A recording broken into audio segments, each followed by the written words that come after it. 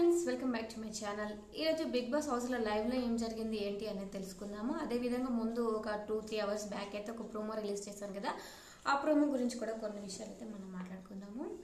ఇక ముందుగా వచ్చేసి చీఫ్గా ఎన్నికైన వాళ్ళు ఉన్నారు కదా, ఎవరు? నైనిక, నిఖిల్ అండ్ యశ్వి. వీళ్ళు ముగ్గురు అయితే బిగ్ బాస్ వచ్చేసి నిలబడమంటారు.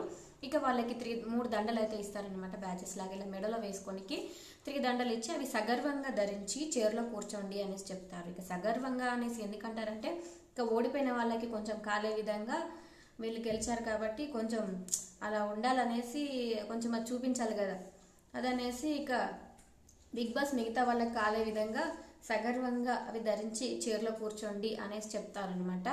ఇక వాళ్ళైతే ఆ దండల్ని ధరించి చైర్లో కూర్చుంటారు. ఇక నామినేషన్ ప్రక్రియ అయితే స్టార్ట్ అవుతుంది. ఇక వీళ్ళకి అన్ని రైట్స్ ఉంటాయి అన్నమాట. ఇప్పుడు చీఫ్స్ అన్ని బట్టి వాళ్ళని ఎలా ఇప్పుడు జడ్జ్మెంట్ లాగా వాళ్ళు జడ్జ్మెంట్ ఇచ్చేంత అధికారం ఇప్పుడు వాళ్ళకు ఉంటుంది. ఇప్పుడు నామినేషన్ అయితే స్టార్ట్ అవుతుంది. ఇక ముందు సోనియా వస్తుంది నామినేట్ చేయడానికి. పక్కకి ఇలా మంట సింబల్ ఉంటుంది, ఆ మంట దాని పక్కకు వచ్చి వీళ్ళు నామినేట్ చేయాలి. పక్కకి ఇలా బండలు పెట్టారు, 2 బండ గుర్తులు పెట్టి దానిపైన ఎవరైతే వీళ్ళు నామినేట్ చేస్తున్నారో వాళ్ళిద్దరు ఫొటోస్ అయితే పెట్టడం జరుగుతుంది. ఇక ఎవరైతే నామినేట్ చేయాలనుకుంటున్నారో వాళ్ళు ఆ బండ పక్కకు వచ్చి నిలబడి ఇక అక్కడ ఫొటోస్ పెట్టి వాళ్ళు నామినేట్ చేస్తారు. ఎవరైతే అవుతున్నారో వాళ్ళు ఎదురుగా ఉంటారు. ఇక ఇటు సైడ్లకి వాళ్ళు కూర్చుంటారు. ఇటు సైడ్లకి కంటెస్టెంట్స్ కూర్చుంటారు. మామూలుగా ఇప్పుడు చీఫ్స్కి ఎవరినైతే నియమించారో వాళ్ళు జడ్జి సీట్లో వాళ్ళు ముగ్గురు కూర్చుని ఉంటారు. సో ఫస్ట్ అయితే వచ్చేసి సోనియా బేబక్కని నామినేట్ చేయడం జరుగుతుంది. హౌస్లో ఇంతకుముందు వచ్చిన డిస్కషన్ మీదనే బేబక్కని అయితే సోనియా నామినేట్ చేస్తుంది. అదే కుక్కర్ విషయంలో మీకు మా ఆకలి అంటే చాలా ఇర్రెస్పాన్సిబుల్గా ఉన్నారు, అలా వదిలేసిపోయారు అనేసి అప్పుడే ఒక డిస్కషన్ అయితే రావడం జరుగుతుంది కదా. అసలు నాకు అర్థం కాలేదు, హౌస్లో అంతమంది ఉన్నారు, ఇక స్టార్ట్ అయ్యి 3 days కూడా కాలేదు. రెస్పాన్సిబుల్ అంటే ఏంది? వాళ్ళు 4గురికి అయితే ఇచ్చారు కుకింగ్ 4గురికి చేయమని ఇచ్చారు. సో బేబక్కని ఎలా బ్లేమ్ చేశారు సోనియా గారు? సో బేబక్క తనే చేస్తానని వెళ్ళలేదు కదా, తను కొంచెం కుకింగ్లో వంటగదిలో అలా కనపడింది. అలాగే కొంచెం అందరికన్నా పెద్ద ఆవిడ కాబట్టి నిఖిల్ వాళ్ళందరూ కలిసి తను కుకింగ్లో ఉండమని చెప్తే తను ఓకే అని చెప్పింది. తనకు హెల్ప్గా వీళ్ళు చేస్తానంటే వీళ్ళని తీసుకుంది, అంతే తప్ప ఇక కుకింగ్ మొత్తం తన ఒక్కదాని బాధ్యత అని కాదు కదా. సో అందరి బాధ్యత ఉంటుంది. అలాగనేసి మొత్తం తినమే నెట్టేయడం సోనియా కూడా కరెక్ట్ కాదు. ఇంకో విషయం ఏంటంటే, తను అప్పటికి కుక్కర్ వేడైంది, హీట్లో ఉన్న కుక్కరు కొంచెం అది గాలి అనేది బయటికి రావడానికి టైం పడుతుంది. అప్పట్లో తను ఏం చేయలేదు బేబక్క.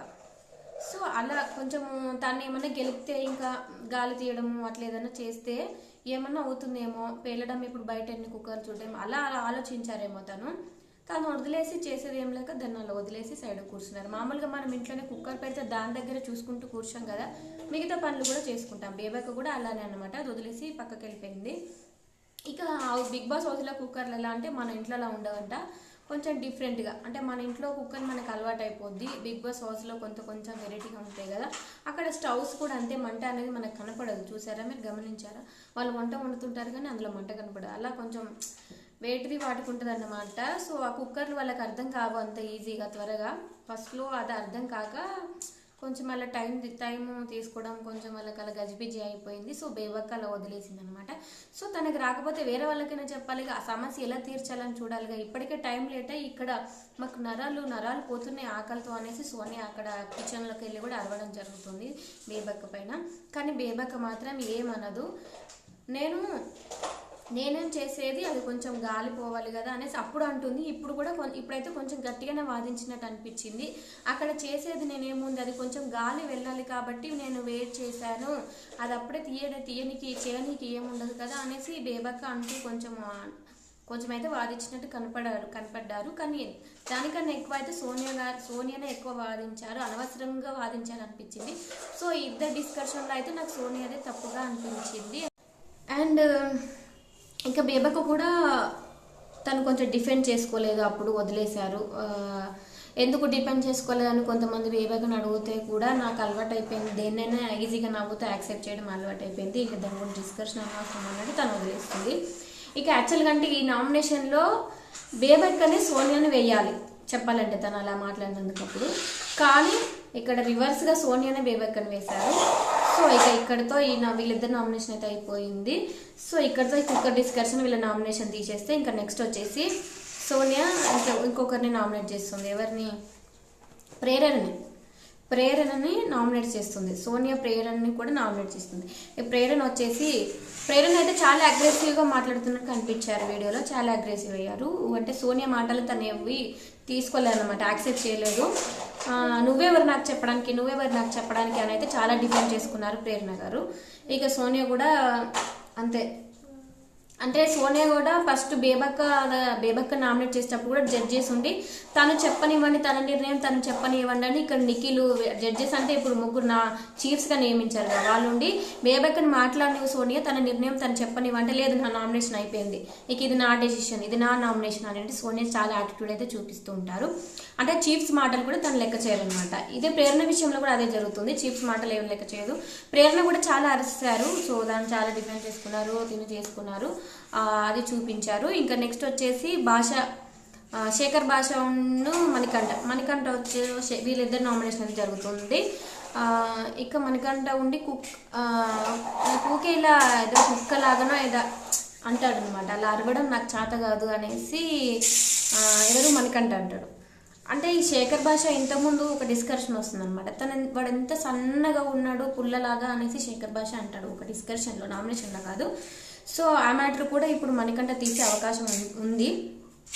సన్నగా పుల్లలా ఉండడానికి శేఖర్ భాష కూడా అంత లావలేడుగా మణికంఠను వెక్కిరించడానికి, తను కూడా బక్కగానే ఉన్నాడు. ప్లస్ ఇంకొకటి వచ్చేసి మణికంఠను వచ్చేసి నువ్వెవరితో కలవవు, ఎప్పుడు విడిగా ఉంటూ ఉంటాడు వాడు అనేసి కొంచెం కామెంట్ చేయడం జరిగింది శేఖర్ భాష అయితే.